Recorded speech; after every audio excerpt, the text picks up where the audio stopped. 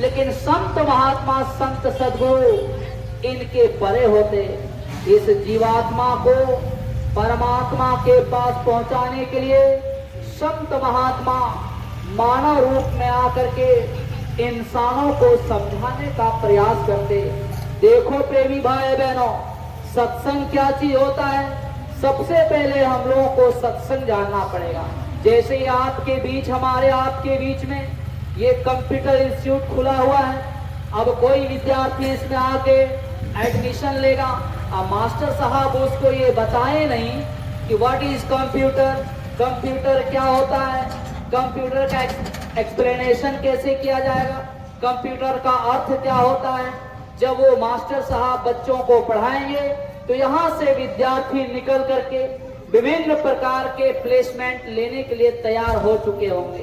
प्रेमी भाई बहनों, ठीक इसी प्रकार से हम आप सत्संग में बैठे हुए और सत्संग का अर्थ ही नहीं जानेंगे, सत्संग का मतलब ही नहीं जानेंगे, तो प्रेमी भाई बहनों, हम जिस जगह बैठे हुए हैं, जिस समय जिस जगह में बैठ करके अपनी श्वासों की पूंजी को खत्म कर रहे हैं, इसकी मकसद को हम लोगों को पहले समझना पड़ेगा कि आखिर सत्संग क्या चीज है। देखो महात्मा क्या कहते, सत्संग कैसे जानिए जित एके नाम बखान। जहां संतों महात्माओं ने अपने नाम की कमाई का बखान, शब्द के बखान, आत्मा और परमात्मा से कैसे मिला जाएगा, आत्मा किसका रूप है, परमात्मा के पास कैसे पहुंचा जाएगा।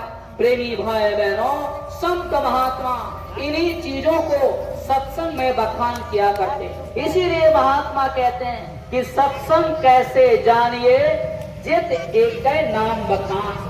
संतों महात्माओं के सत्संग में केवल शब्द या नाम का प्रचार किया जाता, शब्द या नाम के साथ जोड़ने का राज और रहस्य बताया जाता।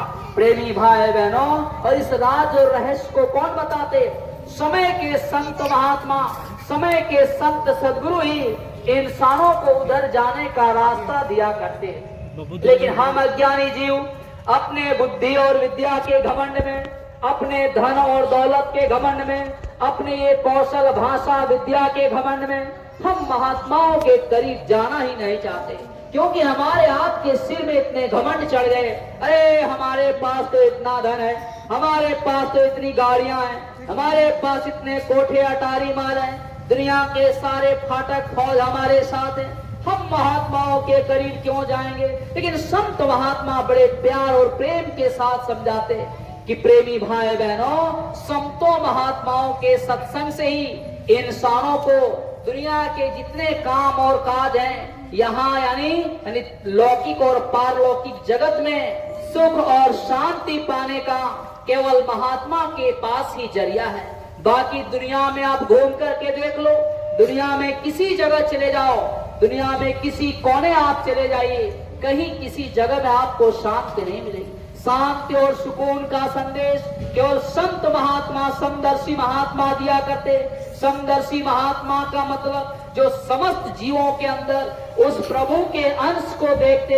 ऐसे समदर्शी महात्मा की आज समाज में, पूरे देश और दुनिया में नितांत आवश्यकता और जरूरी है। प्रेमी भाई बहनों, लेकिन हम कर्म कांडों में फंस करके, हम बाहरमुखी होने के कारण हम प्रेमी भाई बहनों इस मनुष्य शरीर की उद्देश्य को समझ नहीं पाते कि यह मानव तन क्यों मिला है, किस काम के लिए मिला है। और जब हम सभी लोग इस शरीर को छोड़ देंगे तो फिर हमारी आपकी आत्मा कहाँ जाएगी।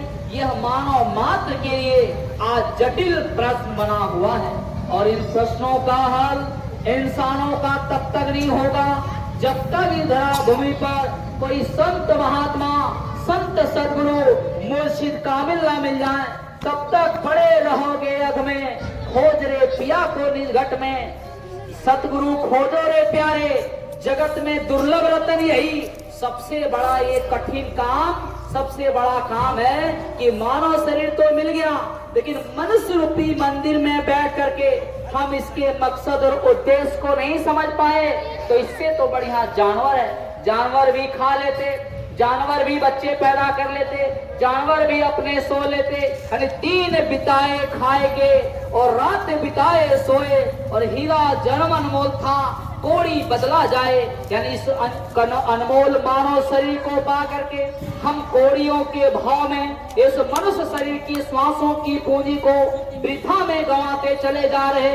लेकिन हम इंसानों को ये नहीं मालूम कि मैं कौन हूँ, मैं कहाँ से आया हूँ, और मरने के तत्पश्चात मुझे जाना कहाँ पड़ेगा। प्रेमी भाई बहनों, हम लोगों को इसीलिए संत महात्मा कहते हैं, क्या कहते हैं? भगवान राम अपने श्री मुख से फरमाते कि बिन सत्संग विवेक न होई, और राम कृपा बिन सुलभ न सोई।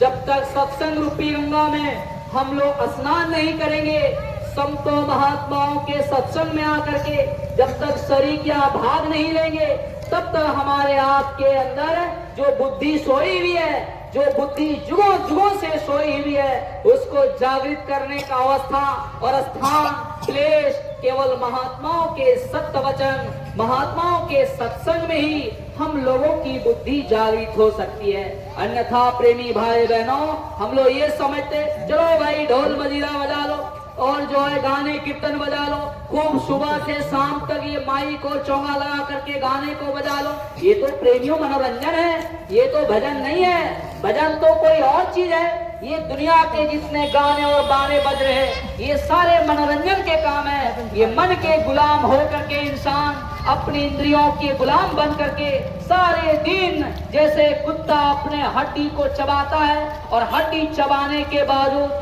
जब उसके जबड़े से खून निकलता है तो उसे ये पता चलता है अरे इसी में ये मांस का टुकड़ा रखा हुआ। ठीक इसी प्रकार से हम इंसान अपनी इंद्रियों, भोग और वासनाओं में सुख ढूंढने की कोशिश कर रहे हैं। लेकिन संत महात्मा ये कहते हैं कि तुम्हें बाहर कहीं सुख नहीं मिलेगा, तुम्हें अंदर चलने की प्रयास करो, तुम्हें अंदर में सुख मिलेगा। ये मानव शरीर एक ऐसा साधन है जिस मंदिर में बैठ करके असली सुख तुम प्राप्त कर सकते हो।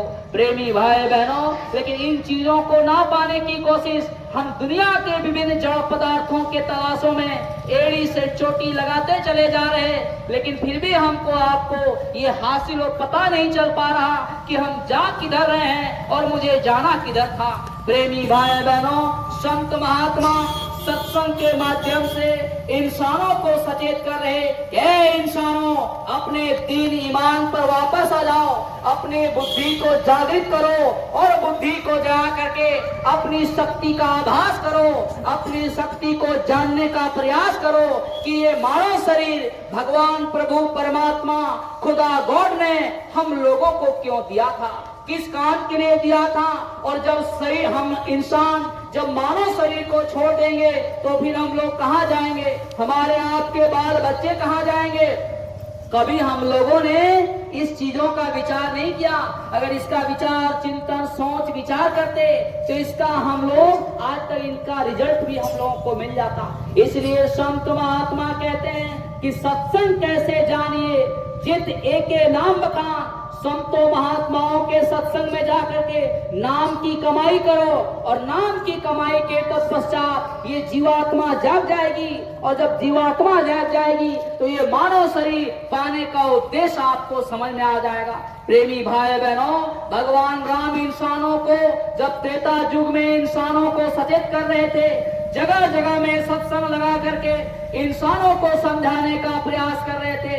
ये मानव क्यों भटकता फिर रहा, तो एक तलाश यार में रास्ता शारब में है। दिल भर को जाने के लिए एक दिल लाखों तमन्ना, उस पर है ज्यादा हवीस, फिर ठिकाना है कहाँ उसको बैठाने के लिए। यहाँ तो दुनियादार कमाने में लगे हुए, श्वासों की पूंजी को दिन प्रतिदिन कुत्ते की तरह हम इंसान भटकते फिर रहे कि मुझे कहाँ सुख मिल जाए, कहाँ शांति मिल जाए। घर, परिवार, समाज, दुकान, दफ्तर, हाट, हवेली, दुनिया के काम और धंधों में। प्रेमी भाई बहनों, संत महात्मा ये कहते कहते इंसानों को समझाते समझाते सारी जीवन लीला को समाप्त कर देते। लेकिन हम इंसान की बुद्धि जागृत नहीं होती। क्यों नहीं होती? क्योंकि हम महात्माओं के वचनों पर शंका कर लेते। जबकि संत महात्मा इस धरा भूमि पर ना कोई कौम बनाने के लिए आते, ना कोई मजहब चलाने के लिए आते, ना हमारे आपके हाथों में डंडे और तलवारें देने के लिए आते, वह सनातन मार्ग, सच्चा मार्ग, प्रभु भगवान राम का संदेश लेकर के, मानव शरीर में अवतार लेकर के, मानव जाति में आकर के इंसानों को सचेत करते। ये मानो मैं आया वही देश से जहां तुम्हारो धाम, और तुम सबको घर पहुंचाना एक हमारो काम। सम्मानीय ग्रामवासियों, बुद्धिजीवियों, समाज के अगुवाकारों, अब ये समय और वक्त आ गया है। समय से पहले अगर आप जाग गए तो आने वाली जो विषम परिस्थितियां आ रही हैं, उससे हम इंसानों को संत महात्मा के बगैर कोई आपको बचा भी नहीं पाएगा। क्योंकि दुनिया सब स्वार्थ में डूबे हुए, जितने भी लोग काम धंधा एक दूसरे की सहायता मदद कर रहे हैं, सब ये स्वार्थ के साथी हैं। कोई भी हमारा आपका अपना इस संसार में नहीं है प्रेमियों। अगर कोई भी हमारा आपका अपना होता तो यहीं पर सारे लोग रह जाते, चलने की कोई तैयारी नहीं करता। इससे साफ जाहिर और ये पता चलता है, ये संसार ये हमारा आपका नहीं। ये संसार क्या है? ये संसार काल का ये धोखा, ये जगत है, ये मृतलोक है, ये सराय खाना है। ये थोड़े दिनों के लिए हम इंसानों को मानव शरीर में दे करके उस परम पिता भगवान राम के पास इस जीवात्मा को पहुंचाने के लिए ये मानव शरीर मिला हुआ है। इसीलिए संत महात्मा कहते हैं, ये जगत जो है ये काल चबेना है। ये जगत में किसी कोई भी इंसान सुखी नहीं रहता। बड़े से बड़े सेठ और साहूकार, बड़े से बड़े यहाँ पर आए, जितने भी आए, भगवान राम आए, भगवान कृष्ण आए, देवी और देवता आए, संत महापुरुष सब इस जगत में आए। प्रेमी भाई बहनों, अगर ये जगत सुख का ये संसार होता तो संत महात्मा आज तक कबे ये संसार को सुखी और संपन्न बना देता। लेकिन ये संसार ये थोड़े दिनों के लिए, यहाँ से चलने की तैयारी हम इंसानों को करना चाहिए। इसलिए संत महात्मा कहते हैं, ये जो मानव शरीर है ये किराए पर मिला हुआ है। हम इंसानों को ये मानव शरीर ये किराए का मकान है, ये पराया मकान है, ये दूसरे का घर है। ये भाड़े पर हम इंसानों को, ये हिंदू, मुस्लिम, सिख, ईसाई, ये जातियां कर्म के अनुसार से बनाई गई हैं, लेकिन जन्म के अनुसार से एक ही जाति है, वह केवल मानव जाति है। और इसी मानव जाति में बैठ करके हम उस प्रभु का भक्ति और भजन कर सकते हैं। अन्यथा प्रेमी भाई बहनों, 4 खान 84 लाख जोनियों में आप देख लीजिए कितना कष्ट और मुसीबत है, कितनी दुख और पीड़ा है। कोई भी जीव मनुष्य शरीर को छोड़ करके जितने ये जोनियां हैं, कितना कष्ट है, कितनी दुख और तकलीफ है। हम अपनी आंखों से पर्दे देखते रहते हैं कि ये जीवों की क्या हालत है। इसीलिए महात्मा कहते हैं कि इंसानों, ये जो मकान है, ये जो मानव शरीर है, बड़े भाग से मिला हुआ है। भगवान राम स्वयं अपने मुखारबिंद से कह रहे कि बड़े भाग्य मानुष तन पावा, सुर दुर्लभ सदग्रंथ ही गावा।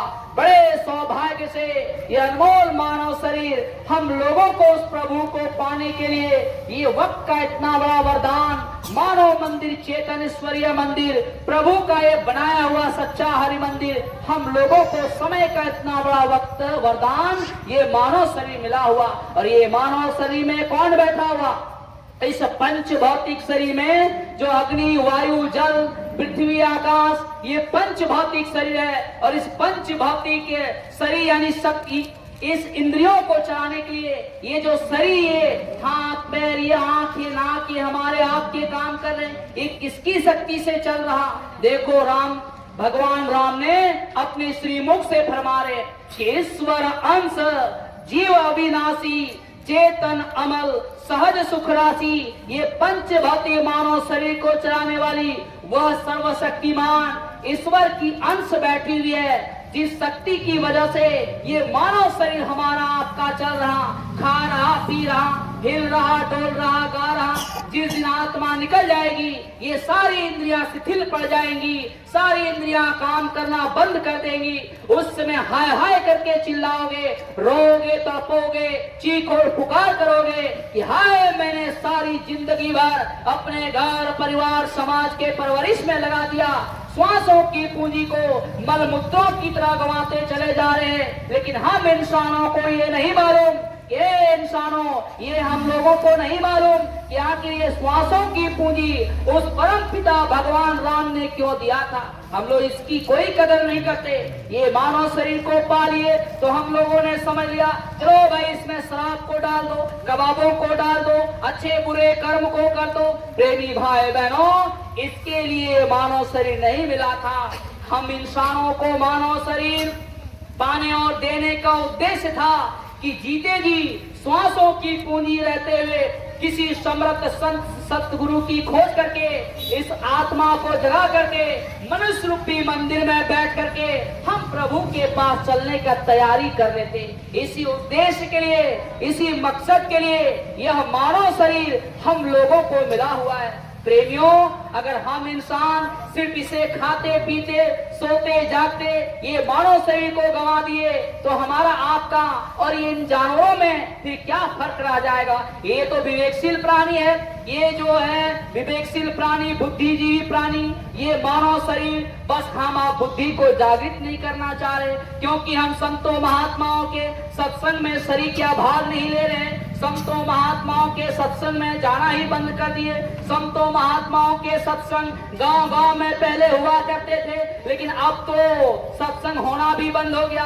अब जो है रामायण की चौपाई को गा रहे, गीता की चौपाई को गा रहे, वेद और कुरान की बातों को बता रहे और ढोल मजीरा बजा करके सुबह से शाम कर दिए जा रहे। ये तो मनोरंजन हो गया।